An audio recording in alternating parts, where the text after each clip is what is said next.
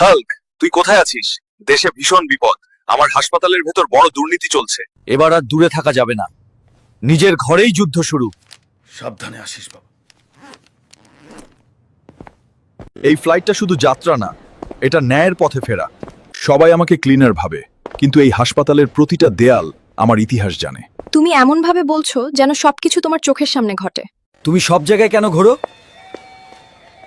পরিষ্কার করতে হলে সত্যের পাশেই থাকতে হয়। এখানে মানুষ বাঁচে, আবার টাকার জন্য মরে। তুমি কি সত্যি আমাদের কষ্ট বোঝো?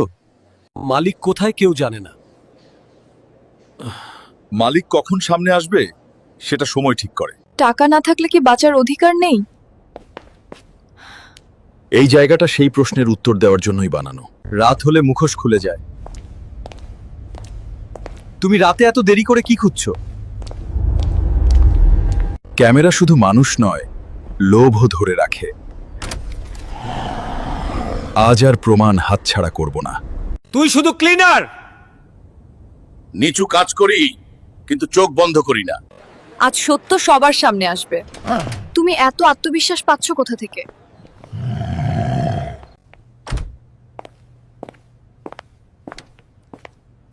ক্লিনার এখানে কি করছে? এই মিটিংটা আমি ডেকেছি। এই হাসপাতালের মালিক আমি।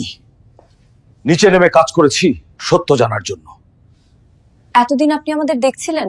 হয় ক্ষমতা দেখাতে চাইনি, বিচার করতে চেয়েছিলাম। আমরা ভাবতেই পারিনি। রোগীর রক্ত দিয়ে ব্যবসা চলবে না। আমাদের ভুল মেনে নিতে হবে। আজ থেকে এই হাসপাতাল মানুষের জন্য। আজ প্রথমবার নিরাপদ লাগছে। নিচে নেমে কাজ না করলে সত্য বোঝা যায় না। আজ আমি মালিক নয়, মানুষ হিসেবে জিতেছি।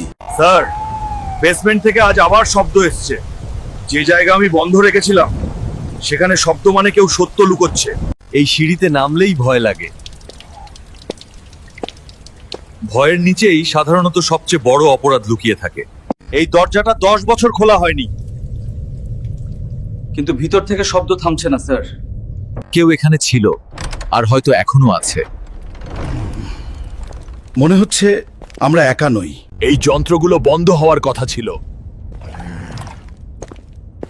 তাহলে এগুলো ব্যবহার করছিল কে?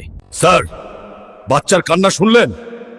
যদি একটা শিশুও কষ্ট পেয়ে থাকে, আজ কেউ রেহাই পাবে না।